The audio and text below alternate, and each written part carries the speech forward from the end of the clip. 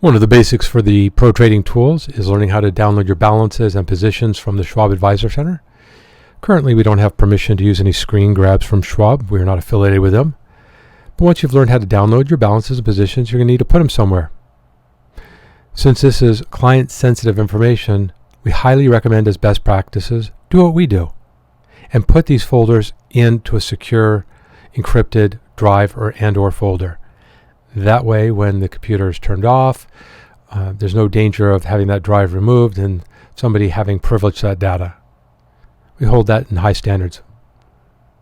And here's what it looks like. You got several folders when you became a new user, and this is what the balances and positions would look like if they were downloaded into the folder. In this case, we're using the test samples that already show included in your test sample as a new user. But that's kind of the structure. The account number themselves are fake. But once you have your master number and you're an official Schwab Advisor Center user, this will code over exactly the right way.